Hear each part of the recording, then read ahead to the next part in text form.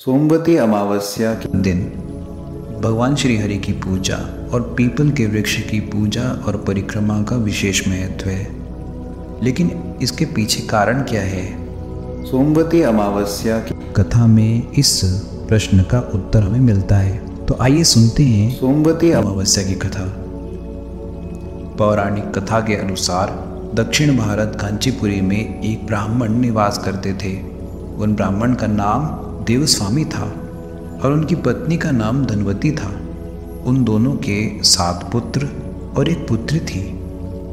पुत्री का नाम उन्होंने गुणवती रखा था। ब्राह्मण ने 7 पुत्रों का विवाह करके अपने सबसे बड़े पुत्र को बेटी के लिए वर खोजने के लिए भेजा। उस समय एक पंडित ने पुत्री गुणवती की कुंडली देखकर बताया कि 7 फेरे होते होते यह कन्या विधवा हो जाएगी। यह सुनकर ब्राह्मण ने पंडित से पूछा कि पुत्री के इस वैधव्य दोष का निवारण कैसे होगा, जिस पर पंडित ने बताया कि सोमा के द्वारा पूजन करने से ही इस कन्या के वैधव्य दोष से मुक्ति मिलेगी। पंडित ने सोमा के बारे में बताया कि वह एक धोबिन है। उसका निवास स्थान सिंहल द्वीप है। उन्हें पहले प्रसन्न करो और गुणवती के विवाह से पूर्व उन्हें यहाँ बुला लो। ब्राह्मण देवस्वामी का सबसे छोटा लड़का बहन को अपने साथ लेकर सिंहल द्वीप जाने के लिए सागर तट पर चला गया। सागर पार करने की चिंता में दोनों एक वृक्ष की छाया में बैठ गए। उस पेड़ पर एक घोंसले में गिद्ध का परिवार रहता था। उस समय घोंसले में सिर्फ गिद्ध के बच्चे ही थे। गिद्ध के बच्चे भाई बहन के क्रियाकलापों को देख रहे थे। शाम के समय उन बच्चों की माँ आई तो उन्होंने भोजन नहीं किया। वह अपनी गिद्ध माँ से बोले कि माँ, नीचे ये 2 प्राणी सुबह से भूखे प्यासे बैठे हैं। जब तक वे कुछ नहीं खा लेते तब तक हम भी कुछ नहीं खाएंगे। बच्चों की बात सुनकर दया और ममता से वशीभूत गिद्ध माता उन भाई बहन के पास आई और बोली कि मैंने आपकी इच्छाओं को जान लिया है। इस वन में जो भी फल फूल कंद मूल मिलेगा मैं आपके लिए ले आती हूँ। आप भोजन कर लीजिए।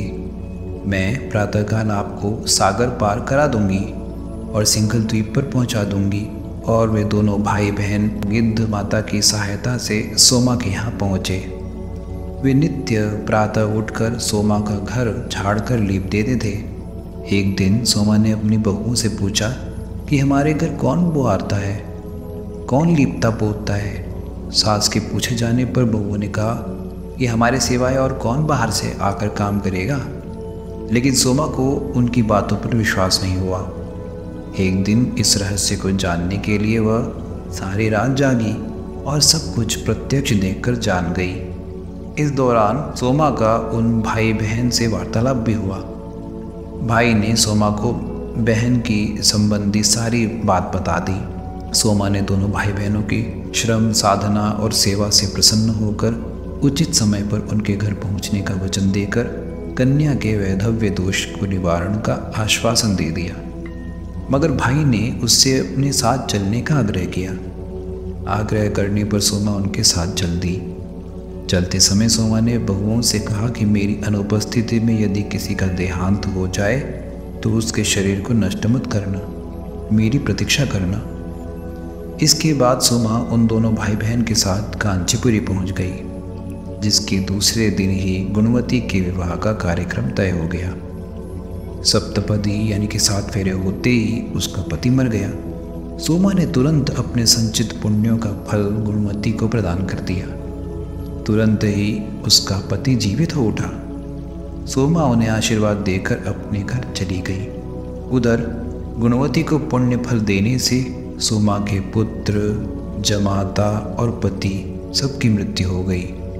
सोमा ने पुण्य फल संचित करने के लिए मार्ग में पीपल वृक्ष की छाया में श्री हरि का पूजन किया और 108 परिक्रमाएं लगाई, जिसके पूर्ण होने तक उसके परिवार के सभी मृतक जीवित हो उठे।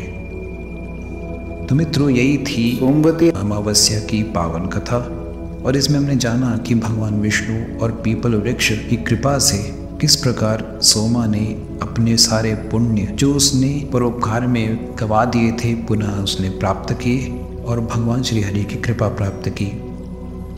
मित्रों, यदि आपको ये सारी जानकारी और यह सोमवती अमावस्या की कथा अच्छी लगी हो तो कृपया हमारे चैनल को सब्सक्राइब करना ना भूलें। साथ ही वीडियो को लाइक करें, अधिक से अधिक शेयर करें और कमेंट बॉक्स में जय श्री राम कहकर हमारा उत्साहवर्धन करें। साथ ही बेल आइकन पर क्लिक करना ना भूलें, क्योंकि इससे आपको आने वाली नई वीडियोस के नोटिफिकेशंस मिलते रहेंगे। जय श्री राम।